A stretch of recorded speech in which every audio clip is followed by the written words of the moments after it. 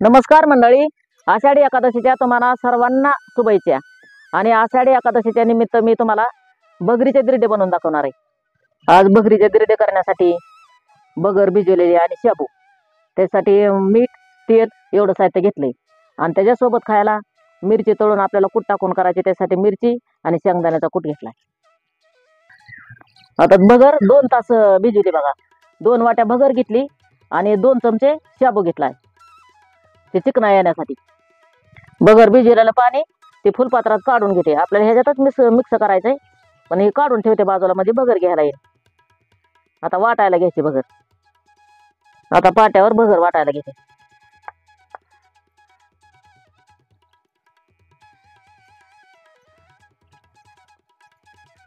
अशी थोडी थोडी आता जशी वाटायला घ्यायला येईल तशी वाटून घ्यायची बघा बगर. आता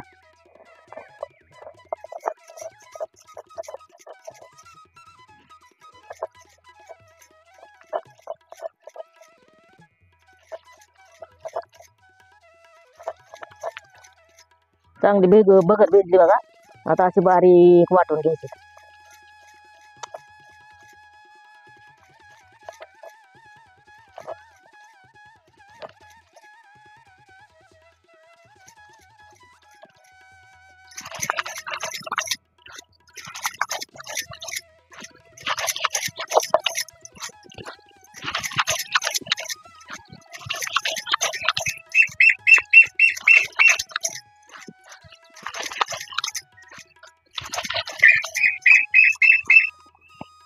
आता एक वेळेस अजून महागाल घेऊन वाटते, म्हणजे राहिलेलं थोडं थोडं हाताला हे चिटकून जातं ना, ते मग सगळं मिक्स करते.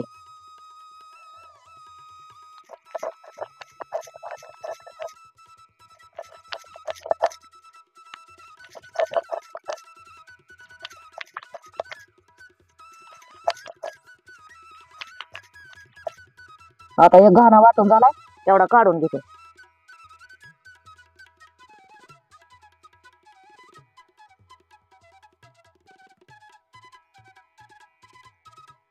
किती मऊ पीठ झालंय बघा, बारीक. आता ह्याचे दिरडे लय छान येते बघा.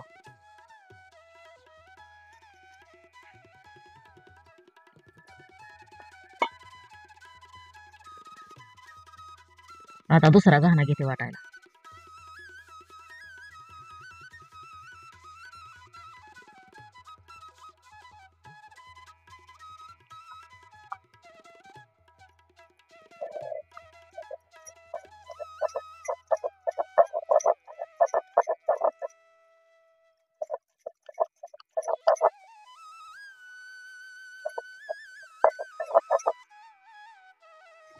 आता अजून एक घाणा होईल बघा ह्याचा. सगळं पहिलं वाटलं तसंच आता ह्याचं वाटण करून घ्यायचंय, म्हणजे सगळ्या आता एक जीव करून घ्यायचा. आता सगळं वाटण झालंय, आता काढून घेते.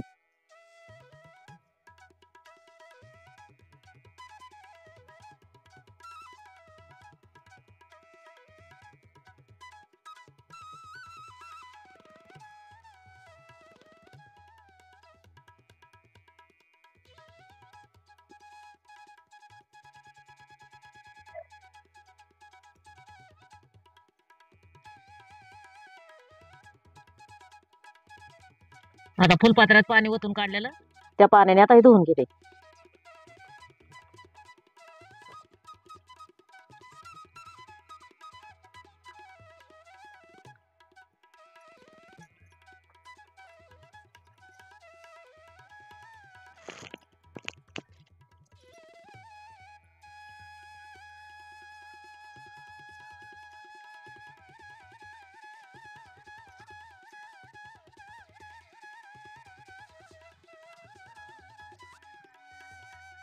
आता आपल्याला लय बी पाणी नाही टाकायचं, मापात टाकून आपल्याला दिरडी व्हायसारखं पातळ थोडं मापात करून हे दिरडी करायचे ते. म्हणून पाणी बी नाही जास्त झालं पाहिजे.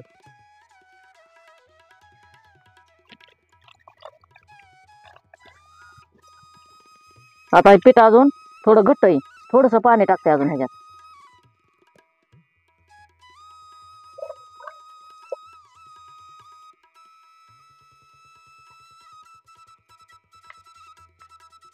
तर काय असं पीठ पाहिजे बघा. चांगलं झालं पीठ. आता ह्या पिठाला चवीपुरतं मीठ टाकून घेते. एवढा पाव चमचा मीठ टाकते. हलवून घेते.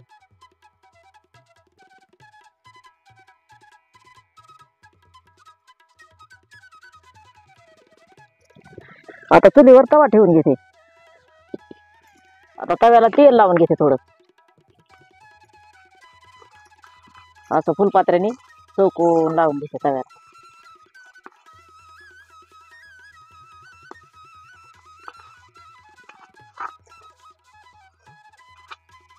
गिरड्याला तवा चांगला तापून द्यावा लागतो. आता तापलाय का कसा बघते बघा, थोडस टाकून त्याच्यात. तापलाय आता. आता तव्यात हे पीठ ओतून घेते. फुलपात्र्याने असं पांगून घेते.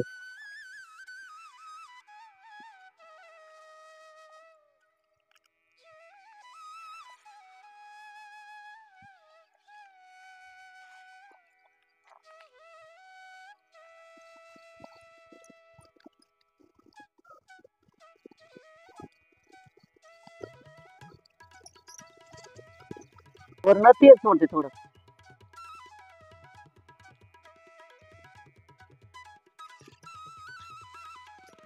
आता वरनं तेल जरा असं फिरवून घेते. आता ह्याला 2-3 मिनिटं चांगलं भाजून द्यायचं, म्हणजे उलता आले तर पहिलं दिरडं उलतत नाही लवकर.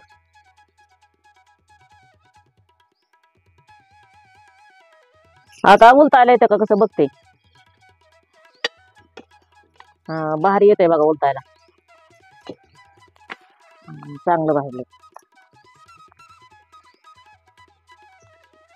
असं पहिल्या दिरड्याला जरा ताप देतं बघा, उलटत नाही लवकर.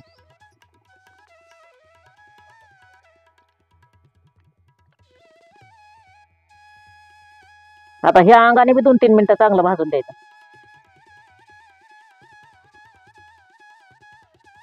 तेव्हा किती भारी भाजलंय बघा. चांगलं भाजलंय. ह्या अंगाने बघते आता कसं भाजलंय.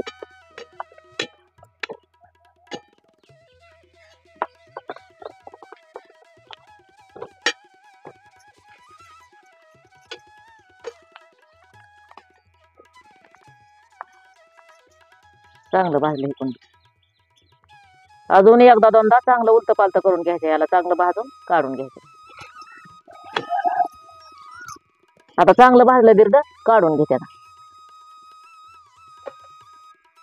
आता दुसरं दिरड भाजायला तेल टाकून घेते तव्यात.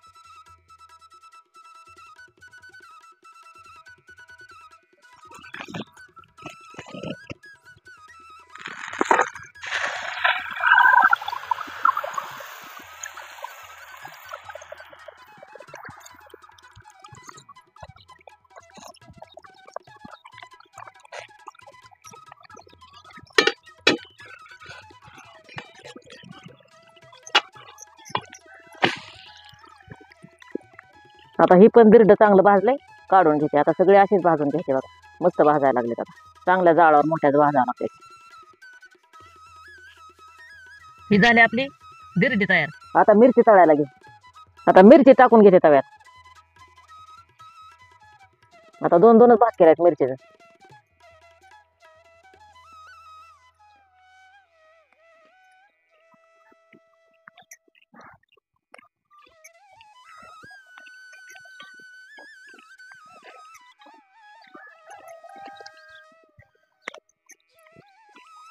आता मिरची भाजायसाठी तेल टाकून घेते.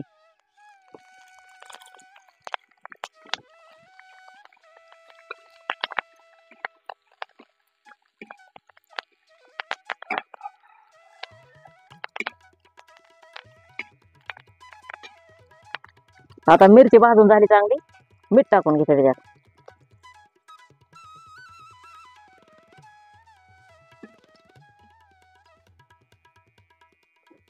आता कूट घेते टाकून मिरची. आता कूट जरा जास्त टाकायचा मिरचीला. मिरची लय तिखट आहे, त्याच्यामुळे मीठ पण जास्त टाकले.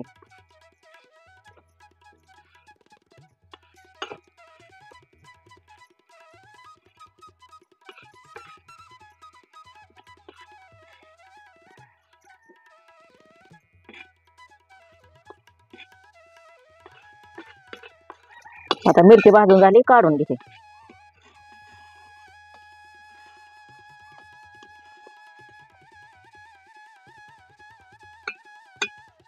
आता ही मिरची आणि दिरड तयार झालं आपलं. कोणाकोणाला आवडलं असेल त्यांनी नक्की कमेंट मध्ये सांगा आणि या खायला.